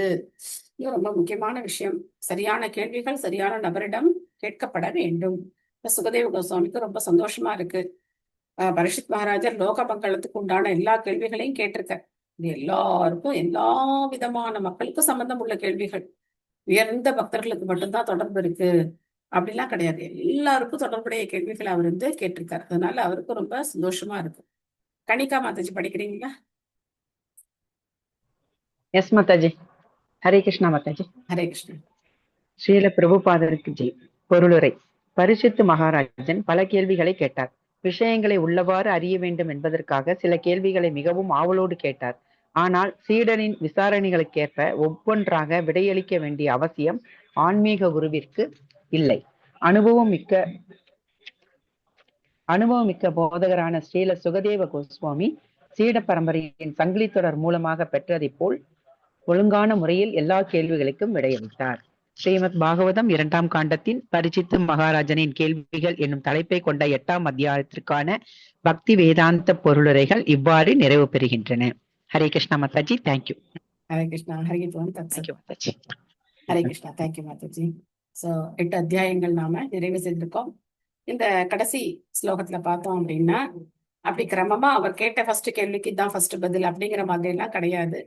அவர் பதில் சொல்றாரு. அவருடைய முறையில அவர் வந்து பதில் சொல்றாரு. அதனால நம்ம அடுத்த அத்தியாயத்துல அவருடைய விடைகளை நம்ம வந்து பார்க்க போறோம். இந்த அத்தியாயம் முழுக்க முழுக்க பார்த்தோம்னா பெரும்பாலும் பரீட்சித் மகாராஜருடைய கேள்விகளை கொண்ட அத்தியாயமா தான் இருந்தது. விருப்பம் இருக்கிறவங்க, இன்ட்ரெஸ்ட் இருக்கிறவங்க என்ன பண்ணலாம், அந்த கேள்விகளை நீங்க வரிசையா எழுதிட்டே வரலாம். என்னென்ன கேள்வி கேட்டிருக்காரு அப்படின்னு சொல்லி எழுதிட்டே வரலாம். அற்புதமான கேள்விகள். எங்களுக்கு ஆக்சுவலா ஒரு கொஷினே இருக்கு. பரீட்சித் மகாராஜருடைய கேள்விகள் எல்லாம் தொகுத்து கொடுக்கணும் அப்படின்னு சொல்லி ஒரு கொஷினே எங்களுக்கு இருந்தது எங்களுடைய பக்தி வைபவ எக்ஸாம்ல. அடுத்த அத்தியாயம் 9வது அத்தியாயம் பகவானுக்கு ஏற்புடைய விடைகள். பதம் 1. ஸ்ரீ சுக உவாச்ச ஆத்மமாயாமிருதே ராஜன் பரஸ்யான பவாத்மனக ந கடேந்தார்த்த சம்பந்தக ஸ்வப்ன திருஷ்டோர் இவாஞ்சசா. மொழிபெயர்ப்பு. ஸ்ரீ சுகதேவ கோஸ்வாமி கூறினார், அரசே, ஒருவன் பரமபுருஷ பகவானின் சக்தியால் கவரப்பட வேண்டும். இல்லையெனில் தூய ஆத்மா ஜடவுடலுடன் கொண்டுள்ள உறவில் எந்த அர்த்தமும் இல்லை. அத்தகைய உறவு தனது உடல் இயங்குவதை ஒருவன் சொப்பனத்தில் காண்பதை போன்றதாகும். போன அத்தியாயத்துல இந்த கான்வர்சேஷன் சூத கோஸ்வாமிக்கும் சௌனக ரிஷிகளுக்கும் இடையில நடந்து முடிஞ்சது. பரீட்சித் மகாராஜர் சுகதேவ கோஸ்வாமி கிட்ட கேள்வி கேட்டார். கேள்வி முடிச்சு அவர் வந்து சுகதேவ கோஸ்வாமி புகழ்ந்து சொன்னார். அப்புறம் நடுவுல சூத கோஸ்வாமி வந்து சௌனக ரிஷிகள்கிட்ட இந்த மாதிரி அவர் கேள்வி கேட்டதுக்கு சுகதேவ கோஸ்வாமி பதில் சொல்ல தயாரானார் அப்படின்னு சொல்லி அவங்களுடைய கான்வர்சேஷன் நடுவுல வந்தது. இப்போ திரும்ப என்னாச்சு, சுகதேவ கோஸ்வாமிக்கும் பரீட்சித் மகாராஜருக்கும் அந்த சம்பாஷணை அது வந்து இப்போ தொடர்கிறது. சம்வாதம் அப்படின்னு சொல்லலாம். அந்த சம்வாதம் தொடர்கிறது. சோ இந்த ஸ்லோகத்துல என்ன சொல்ற அப்படின்னா, பகவானுக்கு தொடர்பு இல்லாம நம்ம வாழ்க்கை இருந்தது அப்படின்னா அது கனவு மாதிரியான வாழ்க்கை. சாப்பிடுறோம், காலம்புரை எழுந்திருக்கிறோம், பல் விளக்கி குளிச்சு ரெடியாகி எல்லாரும் சாப்பிட்றாங்க, நாமளும் சாப்பிட்றோம், எல்லாம் ஏதோ பேசுறாங்க, எல்லா வேலையும் செய்யறாங்க இல்லையா? ஓடுறவங்க ஓடுறாங்க, ஒவ்வொருத்தருக்கும் தலை போற வேலை அவசரம், ஒவ்வொருத்தரும் ஒவ்வொன்று பண்றாங்க. ஆனா அந்த மாதிரி காரியங்களுக்கும் கிருஷ்ணருக்கும் சம்பந்தமே இல்லை அப்படின்னா அது கனவு மாதிரியான வாழ்க்கை அப்படின்னு இங்க வந்து சுகதேவ கோஸ்வாமி ஆரம்பிக்கிறார். இதே நம்ம ஓடலாம், எல்லாம் செய்யலாம், ஆனா சாப்பிட்றது பிரசாதமா இருந்து பகவானுடைய சேவைக்காக ஓடினோம் அப்படின்னாக்க அது உண்மையான வாழ்க்கை. இந்த பௌதிக உலகத்துல ஒவ்வொருத்தரும் அவங்களுடைய கர்மா சொந்த காரியங்களை செய்துதான் ஆகணும். இல்லைன்னா நம்மளுடைய உடலை கூட நம்மளால பராமரிக்க முடியாதுன்னு பகவத்கீதையில பகவான் சொல்றார். ஆனா அந்த பகவானுக்கு சம்பந்தமா அவருக்கு திருப்தி ஏற்படுற மாதிரி நம்ம காரியங்களை நாம செய்யணும். பொருளுரை சுபமலர் மாதாஜி படிக்கிறீங்களா? படிக்கிறோம் மாதாஜி. ஹரே கிருஷ்ணா. பொருளுரை. ஜீவராசி ஒருவன் ஜட உடலுக்கும் மனத்திற்கும் அப்பாற்பட்டவனாக இருந்தும் அவன் எப்படி ஜட வாழ்வை துவங்கினான் என்ற பரீட்சித் மகாராஜனின் கேள்விக்கு பக்குவமாக பதிலளிக்கப்பட்டது. உயிரை பற்றிய பௌதிகமான கண்ணோட்டத்திலிருந்து ஜீவாத்மா முற்றிலும் வேறானவன். ஆனால் ஆத்ம மாயா என்றழைக்கப்படும் பகவானின் பகிரங்க சக்தியால் வசீகரிக்கப்பட்டுள்ள காரணத்தால் அத்தகைய பௌதிகமான எண்ணத்தில் அவன் ஆழ்ந்திருக்கிறான். இது முதல் காண்டத்தில் ஏற்கனவே விவரிக்கப்பட்டுள்ளது. பகிரங்க சக்தி பகவானால் ஆளப்படுகிறது. ஜீவராசிகள் பகவானுடைய விருப்பப்படி அவரது பகிரங்க சக்தியால் ஆளப்படுகின்றன. எனவே ஜீவராசி தனது தூய நிலையில் தூய உணர்வை பெற்றவனாக இருப்பினும் பகவானின் பகிரங்க சக்தியாச வசீகரிக்கப்படும் விஷயத்தில் அவன் பகவானின் விருப்பத்திற்கு கீழ்ப்படிந்தவனாகவே இருக்கின்றன. பாகவத கீதையின் 15.15 இது உறுதி செய்யப்பட்டுள்ளது. பகவான் ஒவ்வொரு ஜீவராசியின் இதயத்திலும் இருக்கிறார். அனைத்து ஜீவராசிகளின் உணர்வும் மறதியும் பகவானால் ஆளப்படுகின்றன. இப்பொழுது தானாகவே எழும் அடுத்த கேள்வி, பகவான் ஏன் ஜீவராசிகளை அத்தகைய உணர்வையும் மறதியையும் அடையுமாறு வசியப்படுத்துகிறார் என்பதாகும். இதற்கு விடை என்னவெனில், பகவானின் பின்ன பகுதிகளாக உள்ள ஜீவராசிகள் அவர்களுக்குரிய தூய உணர்வில் நிலை பெற்று அவர்களின் இயற்கைக்கு ஏற்றவாறு பகவானின் அன்பு தொண்டில் ஈடுபட வேண்டும் என்பதே பகவானின் உண்மையான விருப்பமாகும். ஆனால் ஜீவராசி ஓர் அளவிற்கு சுதந்திரம் உடையவனாக இருப்பதால் பகவானுக்கு தொண்டாற்ற விரும்பாமல் பகவானை போன்ற சுதந்திரத்தை பெற முயல்கிறான். பக்தர் அல்லாத ஜீவராசிகள் பகவானுக்கு சமமான வலிமையை பெற ஆசைப்படுவதால் பகவானின் விருப்பப்படி அவர்கள் மாயைக்குள் புகுத்தப்படுகின்றன. தேவையான தகுதியை பெற்றிருக்காமல் ஓர் அரசனாக மாற விரும்பும் மனிதனைப் போல பகவானாகவே ஆகிவிட ஜீவராசிகள் பகவானுக்கு சமமான வலிமை பெற ஆசைப்படுவதால் பகவானின் விருப்பப்படி அவர்கள் மாயைக்குள் புகுத்தப்படுகின்றனர். தேவையான தகுதியை பெற்றிருக்காமல் ஓர் அரசனாக மாற விரும்பும் மனிதனைப் போல் பகவானாகவே ஆகிவிட பீஜராசி ஆசைப்படும் பொழுது தான் ஓர் அரசன் என்று அவன் எண்ணும் வகையில் கனவை போன்ற ஒரு சூழ்நிலையில் வைக்கப்படுகிறான். எனவே பகவானாக வேண்டும் என்பதே ஜீவராசியின் முதல் ஆசையாகும். எனவே ஜீவராசி அவனது உண்மையான வாழ்வை மறந்து கற்பனையான ஒரு மனோராஜ்யத்தில் தான் பகவான் என்ற எண்ணத்துடன் வாழ பகவான் வசதி அளிக்கிறார். நிலா வேண்டுமென்று அழும் குழந்தையை திருப்திப்படுத்துவதற்காக தாய் நிலவை பிரதிபலிக்கும் ஒரு கண்ணாடியை குழந்தையிடம் கொடுக்கிறாள். இதை போலவே அழுது கொண்டிருக்கும் பகவானின் குழந்தைக்கு ஜட உலகம் எனும் பிரதிபிம்பம் கொடுக்கப்படுகிறது. இதனால் அவன் ஒரு கருமியாக இருந்து அதை அடக்கியான முயன்று ஏமாற்றமடைகிறான். பிறகு பகவானுடன் ஒன்றாகிவிட வேண்டும் என்ற அவனது விருப்பத்திற்கு ஒரு சந்தர்ப்பம் அளிக்கப்படுகிறது. இரு நிலைகளும் மாயையான கனவுகள் மட்டுமே ஆகும். ஜீவராசிக்கு இந்த ஆசை எப்பொழுது உதயமானது என்றறிய சரித்திரத்தை ஆராய வேண்டிய அவசியமில்லை. அவன் விரும்பிய உடனேயே பகவானின் ஆணையால் ஆத்ம மாயையின் கட்டுப்பாட்டினுள் வைக்கப்பட்டான் என்பதே உண்மை. பந்தப்பட்ட ஆத்மா தனது ஜட உடலை நான் என்றும் அல்லது தான் பகவான் என்றும் அந்த ஜட உடலுடன் சம்பந்தப்பட்டுள்ள அனைத்தும் என்னுடையது என்றும் தப்பாக எண்ணுகிறான். இவ்வாறாக கனவில் மட்டும்தான் நான் எனது என்ற தப்பான அபிப்பிராயங்கள் பிறவிதோறும் தொடர்கின்றன. ஜீவராசி பகவானுக்கு கீழ்ப்படிந்துள்ள அவரது பின்ன பகுதியாவான். தனது சொரூபத்தை அவன் முற்றிலும் உணராதிருக்கும் வரை பிறவிதோறும் இக்கனவு நிலை தொடர்கிறது. ஆனால் தூய உணர்வில் இருக்கும் பொழுது தான் ஒருபொழுதும் பகவானாக முடியாது என்பதையும் உன்னதமான அன்புடன் தான் நித்தியமாக பகவானுக்கு தொண்டாற்ற வேண்டியவன் என்பதையும் ஜீவராசி மறப்பதில்லை. நன்றி மாதாஜி. ஹரே ஹரே கிருஷ்ணா. கிருஷ்ணா. சில இடங்கள்ல வந்து ஸ்பெல்லிங் மிஸ்டேக் இருக்கு, அதை நீங்க கரெக்ட் பண்ணிக்கோங்க. ஜீவராசி அப்படின்னு இருக்கு, அந்த இன்னும் வேற வி போட்டிருக்கு, ஜீவராசி அப்படிங்கிறத மாத்திக்கோங்க. சோ இங்க வந்து கேள்வி என்ன, எப்படி ஒரு ஜீவராசி பந்தப்பட்ட வாழ்க்கைக்குள்ள வர்றான் அப்படிங்கிறது கேள்வி. சோ பகவானுடைய விருப்பம் இல்லாம என்ன பண்ண முடியாது, ஜீவராசி இங்க வர முடியாது. அப்போ பகவான் எதுக்காக நம்மளை இப்படி வைக்கணும் அப்படின்னு ஒரு கேள்வி எழும். இந்த கேள்விக்கு விடை என்ன அப்படின்னா, ஆக்சுவலா நேத்து நாங்க பக்தி வைபவ் கிளாஸ்ல 3rd கேண்டோ சாங்கிய தத்துவத்தை பத்தி படிக்கும்போது எங்க டீச்சர் வந்து அவர் கிட்டத்தட்ட 2 மணி நேரத்துல 4 ஸ்லோகம் தான் எடுப்பார், 4-5 ஸ்லோகம் தான் எடுப்பார். நடுவுல எல்லாம் நம்ம வந்து தேங்க்யூ பிரபு, போதும் பிரபு அப்படிலாம் சொல்ல முடியாது. அவர் சொல்றதை நம்ம என்ன பண்ணணும், ஒழுங்கா உட்காந்து கேட்கணும். நிறைய சொல்லுவார், நிறைய விஷயங்களை ரொம்ப ரொம்ப டீப்பா டெக்னிக்கல் மேட்டர்ஸ் வந்து ரொம்ப டீப்பா சொல்லுவார். தெரிஞ்ச விஷயம்தான், ஆனா அதனுடைய பல்வேறு கோணங்கள்ல அவர் சொல்லும்போது ஆச்சரியமா இருக்கும். ஒரு விஷயத்த நம்ம ஆத்மா அப்படிங்கிற விஷயத்த 1 மணி நேரம் சொல்ல முடியுமா அப்படிங்கிற மாதிரி இருக்கும். சோ ஒரு வரியில நம்ம சொல்லிட்டோம், நம்ம உடல் இல்ல ஆத்மா அப்படின்னு, அதை 1 மணி நேரம் சொல்லுவார். அந்த அளவுக்கு அந்த விஷயத்துல ஆழமா போய் சொல்லுவார். கேட்கறதுக்கான பொறுமை நமக்கு வேணும், வந்து கேட்கணும். சோ அப்படி பார்த்தோம் அப்படின்னாக்க, முதல்ல பிரதானம், மகத்தத்துவம் இதெல்லாம் வரும்போது, மகத்தத்துவம் கிளர்ச்சி அடையும் போது முதல்ல வந்து தூய்மையான சுத்தசத்துவ குணம் தான் வருது. அதுக்கப்புறம் திரும்பதான் வந்து இந்த ஜட இயற்கையுடைய 3 குணங்கள், சத்துவரஜோத்தம குணங்கள் உற்பத்தி ஆகுது.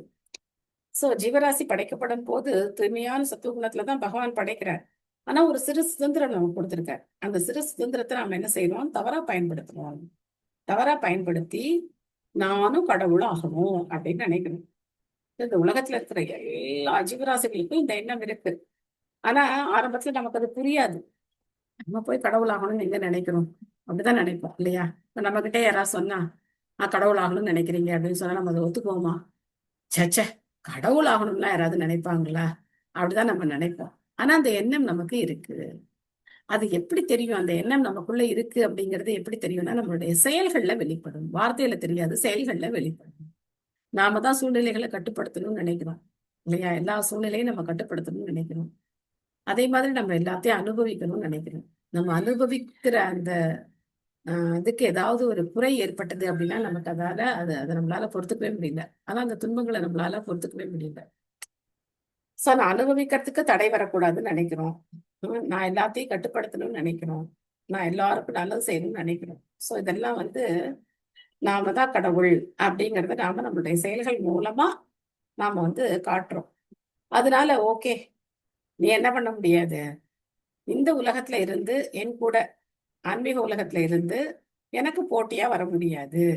அதனால உனக்குன்னு தனிப்பட்ட ஒரு உலகத்தை ஏற்படுத்தி நான் உன்னை அங்க அனுப்புறேன், நீ அங்க போய் அனுபவிச்சுப்பார் அப்படின்னு சொல்லி பகவான் நம்மளை இங்க அனுப்பிச்சு விட்டார். சோ அந்த சுதந்திரத்தை தவறா பயன்படுத்தினதுதான் நம்ம பண்ண ஒரே தவறு. அந்த தவறை திருத்திக்கிறதுக்கு நமக்கு இப்போ ஒரு வாய்ப்பு கிடைச்சிருக்கு. அந்த வாய்ப்பை பயன்படுத்தி நம்ம என்ன பண்ணணும், நம்ம தவறை திருத்திக்கிட்டு, இல்ல நான் கடவுளாக முடியாது, நான் கடவுளுடைய சேவகன் தொண்டன், அந்த நிலையில தான் நான் இருக்க முடியும் அப்படிங்கறத புரிஞ்சுக்கிட்டு நாம பகவானுக்கு தொண்டு செய்யணும். அதான் லாஸ்ட் அந்த வரியில கொடுத்திருக்க. பகுரூப இவ பாதி மாயையா பகுரூபயா ரமமானோ குணேஷு அஸ்யா மமாகம் இதி மன்யதே. மாயையால் கவரப்பட்ட ஜீவராசி பகவானின் பகிரங்க சக்தியால் அளிக்கப்படும் பலவித ரூபங்களில் தோன்றுகிறான். ஜட இயற்கை குணங்களில் இன்பம் அனுபவிக்கும் வேளையில் சிறைப்பட்ட ஜீவராசி நான் எனது என்னும் தப்பெண்ணத்தில் ஆழ்ந்து விடுகிறான். மமாகம் அகம் மமேதி, அகம் நான், மம இதெல்லாம் மம அப்படின்னா என்னுடையது, இதி இதெல்லாம் அகம் மமேதி மமாகம். சோ நான் எனது, நான் அப்படின்னா யாரு, இந்த உடல் தான் நான், என்னை சேர்ந்த எல்லாமே என்னுடையது அப்படின்னு நினைக்கிறோம். அப்போ பல்வேறு பிறவிகளுக்கான காரணம் என்ன, ஒரு கேள்வி கேட்டார் இல்லையா, ஏன் நமக்கு பல்வேறு பிறவிகள் ஏற்படுதுன்னு. சோ அந்த கேள்விக்கு இங்கே பதில் சொல்லப்படுகிறது. சத்யா மாதாஜி படிக்கிறீங்களா? ஹரே கிருஷ்ணா மாதாஜி படிக்கிறேன். ஹரே கிருஷ்ணா. ஹரே கிருஷ்ணா. பொருளுரை வழங்கிய ஸ்ரீல பிரபுபாதருக்கு ஜெய். பொருளுரை. ஜீவராசிகளின் வெவ்வேறு ரூபங்கள் பகவானின் பகிரங்க சக்தியால் வழங்கப்பட்ட வேறுபட்ட உடைகளாகும். ஜீவராசி அனுபவிக்க விரும்பும் இயற்கை குணங்களுக்கேற்ப இவ்வுடைகள் வழங்கப்படுகின்றன.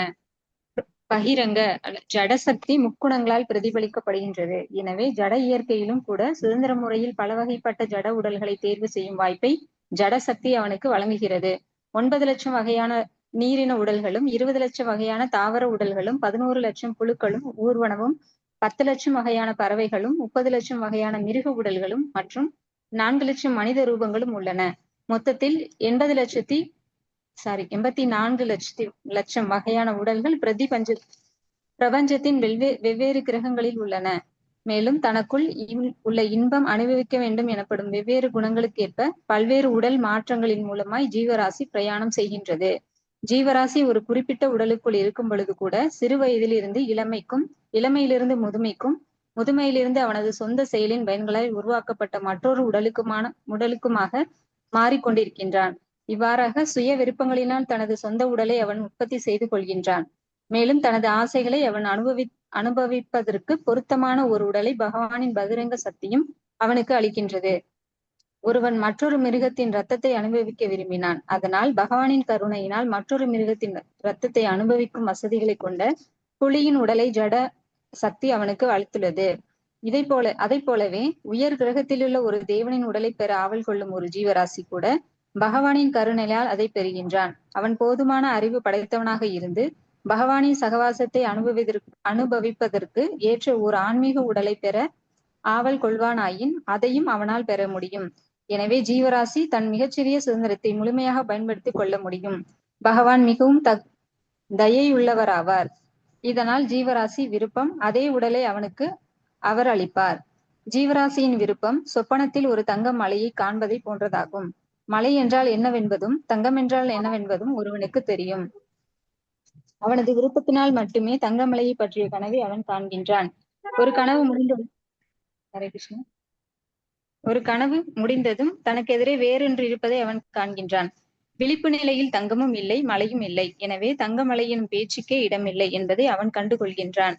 ஜீவராசிகள் பல வகைப்பட்ட உடல்களை பெற்றுள்ளதற்கு தான் நான் எனது எனும் தப்பான அபிப்பிராயங்களே காரணமாகும். இவ்வுலகம் என்னுடையது என்று கருமி எண்ணுகின்றான். அனைத்தும் நானே என்று ஞானி எண்ணுகின்றான்.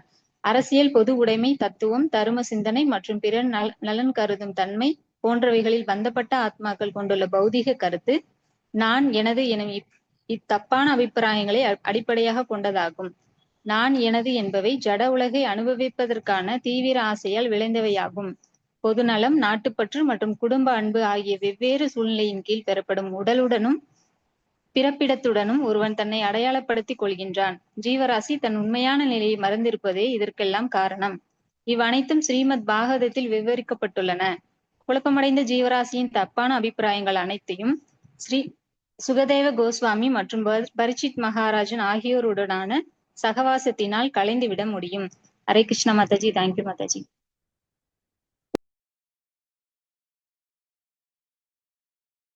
எதனால நமக்கு பல பல விதமான பிறவிகள் கிடைக்குது அப்படின்னா நம்மளுடைய விருப்பம். நம்மளுடைய விருப்பத்துக்கு ஏற்ற மாதிரி நம்ம காரியங்கள் நித்தியம் செய்யறோம் இல்லையா? ஒரு உதாரணத்துக்கு பிரபா கொடுத்துருக்க, அடுத்தவருடைய ரத்தத்தை குடிக்கணும் அப்படின்னு ஆசைப்பட்டா, அப்போ மனித உடல்ல இருந்துகிட்டு அடுத்தவர் ரத்தத்தை உன்னால குடிக்க முடியுமா? குடிக்க முடியாது. உனக்கு என்ன கிடைக்கும்? தண்டனை தான் கிடைக்கும். அடுத்தவர் ரத்தத்தை குடிச்சா உன்னை தூக்கி ஜெயில போட்டுருவாங்க. சோ அப்போ உன்னுடைய விருப்பம் நிறைவேறணும் அப்படின்னா நீ எந்த உடலுக்கு போகணும்? ஒரு சிங்கத்தோட உடலுக்கோ புலியோட உடலுக்கோ நீ போகணும். அப்பதான் நீ என்ன பண்ண முடியும்? இன்னொரு மிருகத்தோட ரத்தத்தை குடிக்க முடியும். அப்போ உனக்கு அது பாவம் கிடையாது, நீ அனுபவிக்கலாம். உன்னுடைய விருப்பத்தை நீ அனுபவிக்கலாம். சோ அந்த மாதிரி பணத்து மேல நிறைய ஆசை இருந்து உயிரை விட்டாங்க அப்படின்னா கடைசியில அதே வீட்டுல பாம்பாவோ இல்ல கரப்பாம்பூச்சியாவோ பிறப்பாங்க அப்படின்னு சொல்லப்பட்டிருக்கு கருட புராணத்துல. செல்வத்து மேல இருக்கக்கூடிய தீராத ஆசைனால். இது மாதிரி பல பல பிறவிகள் ஒருத்தர் கிடைக்கிறதுக்கு காரணம் மனித உடல்ல அவர் செய்த காரியங்கள். அதனால ஞாபகம் வச்சுக்கணும், வேற பிறவிகள்ல கர்மாங்கிறது கிடையாது. புலி ஒரு மான சாப்பிட்டா அதுக்கு பாவமே கிடையாது. அதே மாதிரி ஒரு பன்றி அதுக்கு அது ஒரு பூச்சி போயிட்டே இருக்கும், அதை போய் டப்பக்கன்னு பிடிச்சி சாப்பிடும், அதுக்கு பாவம் கிடையாது. ஒரு பாம்பு எலியை பிடிச்சி சாப்பிடும், அதுக்கு பாவம் கிடையாது. ஒரு புலி மனுஷனை சாப்பிட்டா கூட பாவம் கிடையாது. ஏன்னா அதுக்கு அதான் உணவு, வேற வழி கிடையாது. ஜீவோ ஜீவசே ஜீவனம். ஆனா ஒரு மனிதன் இன்னொரு உயிரை கொள்ளலாம் அப்படின்னாக்கா அது பாவம். ஏன்னா மனிதனுக்கு என்ன இருக்கு? சாஸ்திர அறிவு இருக்கு, அது இருக்கணும். சாஸ்திர அறிவோட வாழ்றதுக்காக தான் மனித பிறவி கொடுக்கப்பட்டது. அதனால இந்த பிறவியில நம்ம செய்யற காரியங்கள் எல்லாமே அக்கௌண்டபிள். எல்லாத்துக்கும் நாம பதில் சொல்லியே ஆகணும். அப்போ அந்த பிறவியில் நம்ம செய்த காரியங்களுக்கு ஏத்த மாதிரி அடுத்தடுத்த பிறவிகள் நமக்கு கொடுக்கப்படுது. இப்போ ஒரு மனுஷன் 60-70 வருஷம் இல்ல 80 வருஷம் வாழ்ந்திருக்கான் அப்படின்னாக்க எத்தனை பாவம் செஞ்சிருக்கானோ எல்லா பாவத்துக்கும் ஒரே பிறவியில என்ன பண்ணிட முடியாது. பாவம் புண்ணியம் கலந்து செஞ்சிருக்காங்க இல்லையா? புண்ணியமும் செஞ்சிருப்பாங்க, பாவமும் செஞ்சிருப்பாங்க. அடுத்த பிறவியில உடனே அக்கௌண்ட் எல்லாம் முடிக்க முடியாது. அப்போ அதுக்கேத்த மாதிரி பேலன்ஸ் இருக்கும் இல்லையா? சோ அதுதான் பிராரப்த. இந்த மாதிரி கர்மா, கூட்டம், பீஜம், பலோன்முகம், பிராரப்தம், இதெல்லாம் நம்ம பார்த்தோம். அந்த மாதிரி எது ரொம்ப பழமா இருக்கோ அந்த பலனுக்கு ஏற்ற மாதிரி அடுத்த உடல் கிடைக்குது. சோ எல்லா ஆப்ஷனும் இங்க பிரபுபாதர் நம்ம கொடுத்துருக்காரு. நீ தேவன் ஆகணும், ஒரு தேவர் ஆகணும்னு ஆசைப்பட்டா அந்த உடலையும் நீ அடையலாம். இல்ல நான் பகவத் பக்தனா ஆகணும், பகவானுக்கு சேவை செய்யணும்னு ஆசைப்பட்டா அதையும் அடையலாம். பகவான் ரொம்ப தயாள குணமுடையவர். அவர் நம்முடைய ஆசைகள் எல்லாத்தையும் நிறைவேற்றுவார். ஆனா அதுக்கு உண்டான தகுதியை நாம வளர்த்துக்கணும். அதுவும் ரொம்ப முக்கியம். அந்த தகுதியை நாம வளர்த்துக்கணும். இப்போ ஜீவராசியுடைய அடுத்தடுத்த பிறவிகளுக்கு காரணம் நான், எனது அப்படிங்கிற இந்த எண்ணம். இந்த உடல் தான் நான். இந்த உடலை சார்ந்த எல்லாமே என்னுடையது.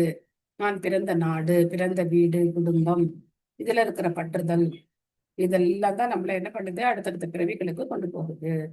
அவ குடும்பத்துல இருந்து ஓடி போயிடலாமா, நாட்டை விட்டு ஓடி போயிடலாமா அப்படின்னா அப்படிலாம் கிடையாது. குடும்பத்தை விட்டு ஓடக்கூடாது, எங்க விட்டும் ஓடக்கூடாது.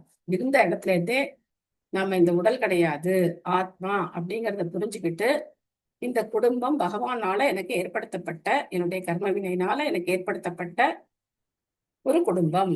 இங்க நான் என்ன பண்ணணும்? எல்லாருக்கும் பகவத் பக்தியை கொடுக்கறதுக்கு முயற்சி பண்ணணும். பிரசாதம் எல்லாருக்கும் கொடுக்கணும். ஆஃபர் பண்றதுக்கு முடியல, ரொம்ப கஷ்டம் எங்க வீட்டுல அப்படின்னா தண்ணி ஆஃபர் பண்றதை யாரும் தடுக்க முடியாது. தண்ணியில துளசி போட்டு பகவானுக்கு நிவேதனம் பண்ணி குடிக்கிற தண்ணியில நம்ம ஊற்றி வச்சிட்டோம் அப்படின்னாக்க எல்லாரும் அப்ப என்ன பண்ணுவாங்க, இந்த பிரசாதமா அந்த தண்ணியை குடிப்பாங்க. என்னென்ன வழியில முடியுதோ, இல்லைன்னா பகவானுக்கு பூ வைப்போம் இல்லையா, அந்த பூவை மற்றவங்களுக்கு முகத்து பார்க்க கொடுக்கலாம். இந்த பூவை எடுத்து இதை கொஞ்சம் மூந்து பாருங்க அப்படின்னு சொல்லி முகத்து பார்க்க கொடுக்கலாம். ஏதோ ஒரு வழியில பகவானுக்கும் அவங்களுக்கும் ஒரு சம்பந்தத்தை நாம ஏற்படுத்தி கொடுக்கணும். அதுக்குதான் இந்த குடும்பத்துல நம்ம இருக்கோம் அப்படிங்கிறத நாம புரிஞ்சுக்கணும். அடுத்து பார்க்கலாம். எர்ஹி வாவ மஹிம்னி ஸ்வே பரஸ்மின் காலமாயயோஹு ரமேத கத சம்மோகஸ் தத்வத்முக்தாஸ்தே ததோ பயம். ஜீவராசி தனது மகிமை வாய்ந்ததான உண்மையான நிலையில் நிலை பெற்று காலத்திற்கும் ஜடசக்திக்கும் அப்பாற்பட்ட உன்னதத்தை அனுபவிக்க துவங்குகின்ற உடனேயே நான் எனது என்னும் இரு தப்பான எண்ணங்களை துறந்து பரிபூர்ணமான ஆத்மாவாக தோற்றமளிக்கிறான். அப்போ இந்த எல்லா பிரச்சனையிலேருந்து நம்ம வெளியில வந்துடலாம் அப்படின்னு சொல்ற. எப்போ அப்படின்னா நம்ம ஆத்மா அப்படிங்கிறத முழுமையா உணரும் போது. இப்ப நமக்கு உடல் அப்படிங்கிற உணர்வு தான் இருக்கு, ஆத்ம உணர்வு இல்ல. ஆத்மான்னு உணரும் போது நம்ம இதெல்லாம் கடந்து வந்துடலாம். ஹேமலதா மாதாஜி படிக்கிறீங்களா? ஹரே கிருஷ்ணா மாதாஜி, படிக்கிறேன் ஹரே மாதாஜி. கிருஷ்ணா. மொழிபெயர்ப்பு ரொம்ப நீண்ட பொருளுரையா இருக்கு. ஓகே, நீங்க படிங்க. அடுத்தது பிரேம பிரதா மாதாஜி படிக்கட்டும். நீங்க படிங்க. சரி மாதாஜி. மொழிபெயர்ப்பு பொருளுரை வழங்கிய ஸ்ரீல பிரபுபாதருக்கு ஜெய். நான் மற்றும் எனது எனும் இரு தப்பு அபிப்பிராயங்களும் இரு பிரிவுகளை சேர்ந்த மக்களிடையே உண்மையாகவே தோற்றமளிக்கின்றன. கீழான நிலையில் எனது என்ற எண்ணம் மேலோங்கியதாக, வாழ்வின் மிருகத்தனமான நிலையில் என்னுடையது எனும் தப்பான அபிப்பிராயத்தை நாய் பூனைகளுக்கும் இடையிலும் கூட காணப்படுகிறது. நாய்களும் பூனைகளும் என்னுடையது என்ற ஒரே தப்ப அபிப்பிராயத்தினால் ஒன்றோடொன்று சண்டை போட்டுக் கொள்கின்றன. தாழ்ந்த நிலையில் உள்ள மனித வாழ்விலும் கூட இது என்னுடைய உடல், இது என்னுடைய வீடு, இது என்னுடைய குடும்பம், இது என்னுடைய ஜாதி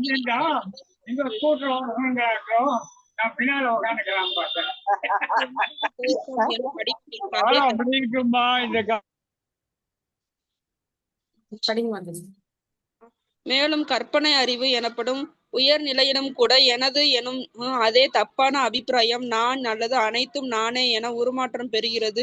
இவ்விரு தப்பு அபிப்பிராயங்களை வெவ்வேறு விதமாக புரிந்து கொள்ளும் பல வகுப்பினர்கள் உள்ளனர்.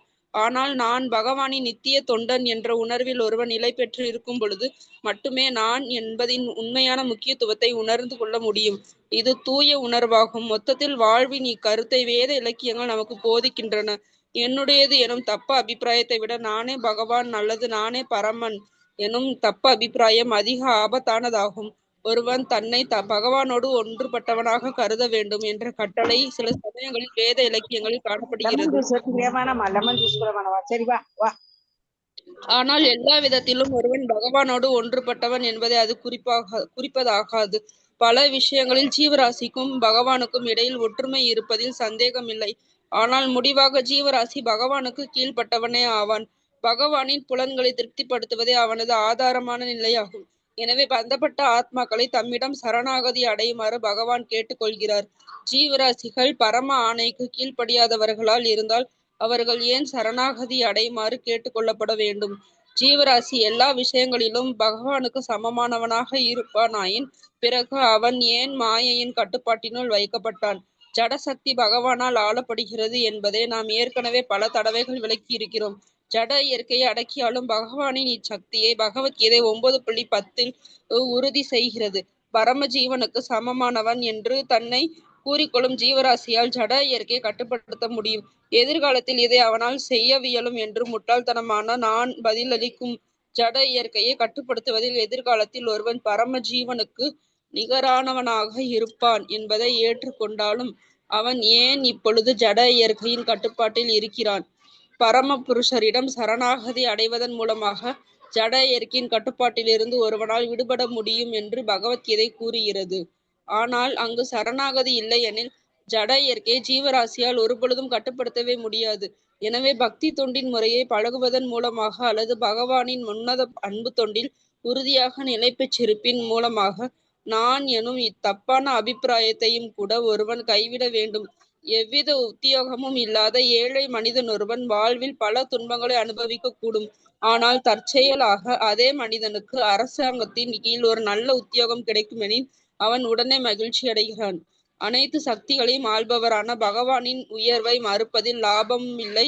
ஆனால் பகவானின் நித்திய தொண்டன் எனும் தூய உணர்வில் ஒருவன் நிலை பெற வேண்டும், அல்லது தனது சொந்த ஆதார நிலையில் ஒருவன் நிலை பெற்றிருக்க வேண்டும். ஜீவராசி தனது பந்தப்பட்ட வாழ்வில் இருக்கும் பொழுது பொய்யான மாயையின் தொண்டனாக இருக்கிறான். முக்தி பெற்ற நிலையில் அவன் பகவானின் தகுதி வாய்ந்த தூய தொண்டனாக இருக்கிறான். ஜட இயற்கை குணங்களால் கலங்கப்படாமல் இருப்பதே பகவானின் தொண்டிற்குள் நுழைவதற்கான தகுதியாகும். ஒருவன் மன கற்பனைகளின் தொண்டனாக இருக்கும் வரை நான் எனும் இந்த நோயிலிருந்து அவனால் முழுமையாக விடுபட முடியாது. Thank you Mataji. Thank you Mataji. Thank you Mataji. Hare Krishna Hare Mataji. Krishna. Prema Pradha Mataji படிக்கிறீங்களா? பிரணாம் சகோதரி. பரமபுருஷர் மாயா சக்தியை ஆள்பவராக இருப்பதால் அச்சக்தியால் அவர் களங்கமடைவதில்லை. பரமசத்தியத்தை சார்ந்துள்ள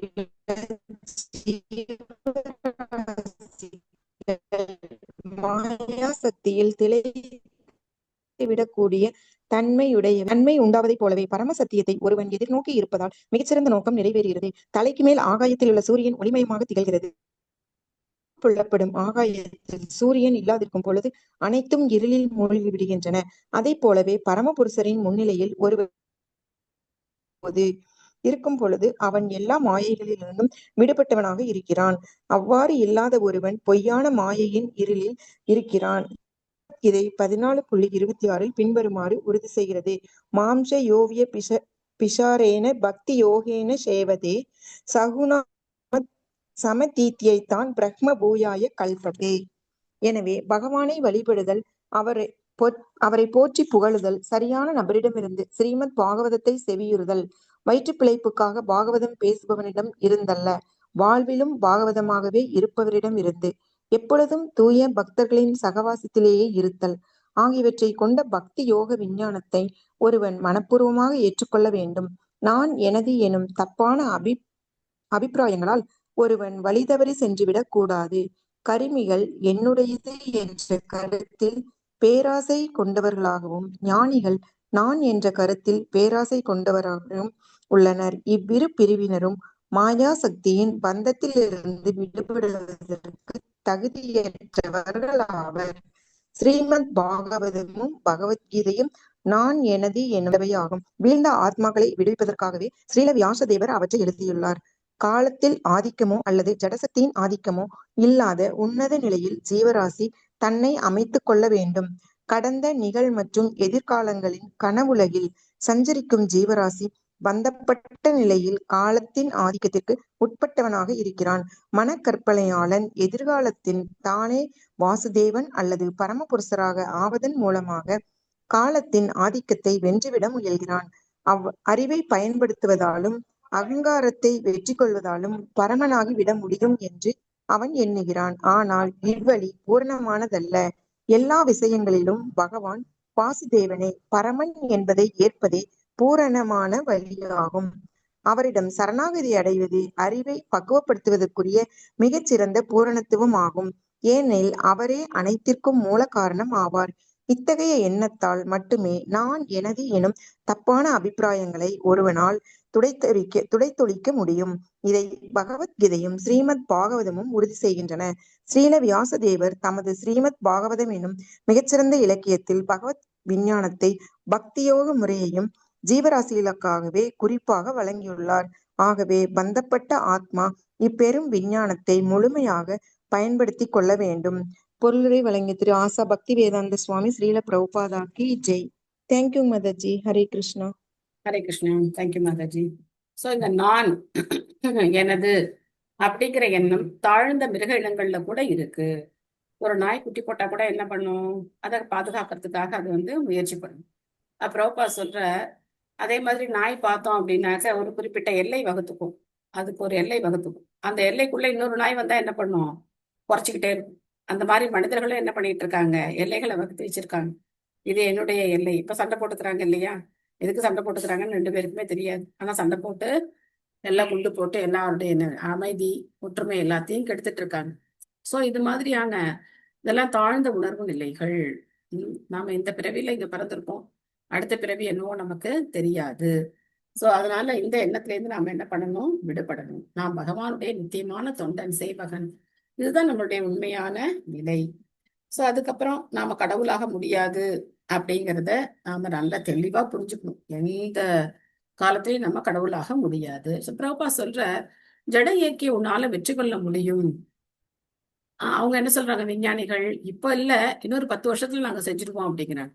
அப்போ இப்ப ஏன் நீ அடிமையா இருக்க? ஏன் உனக்கு வயசாகுது? ஏன் உன்னால வயசாகிறத தடுக்க முடியல? ம் இதுக்கு அவங்க கிட்ட என்ன கிடையாது, பதில் கிடையாது. சோ அவங்க என்ன பண்றாங்க, போஸ்ட் டேட்டட் செக், இன்னொரு 10 நாள் கழிச்சு பணம் தரேன் அப்படின்னு ஒரு செக் போட்டு கொடுத்தா அதுல நம்பிக்கையே கிடையாது இல்லையா? 10 நாள் கழிச்சு அவன் இருப்பானா இருக்க மாட்டான்னு சொல்ல தெரியாது. சோ அதனால இன்னைக்கு என்ன நடக்குதோ அதுதான் உண்மை. நாளைய பத்தி நமக்கு என்ன தெரியும்? ஆனா இவங்க விஞ்ஞானிகள் அததான் சொல்றாங்க, இன்னொரு 50 வருஷத்துல நாங்க இதை பண்ணிடுவோம், 100 வருஷத்துல அப்படி பண்ணிடுவோம், இப்படி பண்ணிடுவோம் அப்படின்னு சொல்றாங்க. சோ பிரபா தான் சொல்றார், எதிர்காலத்தில் அவனால் இதை செய்ய இயலும் என்று முட்டாள்தனமான நான் பதிலளிக்கும். ஜட இயற்கையில் கட்டுப்படுத்துவதில் எதிர்காலத்தில் ஒருவன் பரமஜீவனுக்கு நிகரானவனாக இருப்பான் என்பதை ஏற்றுக்கொண்டாலும் ஓகே, நீ செய்வன், நான் ஒத்துக்கிறேன். அவன் ஏன் இப்பொழுது ஜட இயற்கையின் கட்டுப்பாட்டில் இருக்கிறான்? இப்ப நீ ஏன் அந்த கட்டுப்பாட்டுல இருக்க? ஏன் உனக்கு வயசாகத்தான் உன்னால தடுக்க முடியல? ஏன் உன்னால தாகத்தை தடுக்க முடியல? ஏன் உன்னால பசியை தடுக்க முடியல? ஒன்னும் பண்ண முடியாது நம்மளால இல்லையா? ஆனா நம்ம என்ன சொல்றோம், இல்ல இல்ல இல்ல கடவுள்னு ஒருத்தர் இல்ல, சரணாகதி எல்லாம் அடைய தேவையில்லை அப்படின்னு சொல்லி. ஆனா உண்மையிலே வேத இலக்கியங்கள்ல நம்ம வந்து பாக்குறோம், பகவானே நேரம் சொல்ற, என்கிட்ட சரணடைதான் தான் உனக்கு எல்லா நன்மையும் கொடுக்கும் அப்படிங்கிறத சொல்றார். சோ பகவானை மாயாசக்தி தொடக்கூட முடியாது. பகவான சரணடைறவங்க மாயையிலிருந்து கண்டிப்பா விடுபடலாம். மாம் செய்யோ அவ்யபிச்சாரேன பக்தி யோகேன சேவத்தே சகுனான் சமதீத்தியைத்தான் பிரம்மபூயாய கல்பத்தே. மாம் செய்யோ அவ்யபிச்சாரின, அவ்யபிச்சாரின பக்தியை நம்ம பண்ணோம் அப்படின்னாக்க கண்டிப்பா 3 இயற்கை குணங்கள்ல இருந்து நம்ம வெளியில வரலாம் அப்படின்னு பகவான் சொல்றார். ஓகே, உங்களுக்கு ஏதாவது கேள்விகள், கருத்துக்கள், சந்தேகங்கள் இருந்தது அப்படின்னாக்க நாம என்னைக்கு டிஸ்கஸ் பண்ண போறோம்? திங்கட்கிழமை டிஸ்கஸ் பண்ணுவோம். சரியா? ஒரே ஒண்ணு, அந்த காலத்தின் ஆதிக்கமும் ஜடசக்தியின் ஆதிக்கத்திலிருந்து ஜீவராசிகள் அவ்வளவு சீக்கிரம் விடுபட்டுற முடியும்? விடுபாயா தான் அன்னைக்கே ப்ரோப்பா சொன்னாரே, ஒரு செகண்ட்ல கூட முடியும். காலத்தினுடைய ஆதிக்கம், ஜடசக்தியினுடைய ஆதிக்கத்திலிருந்து விடுபடுறது அப்படிங்கிறது நம்ம கையில தான் இருக்கு.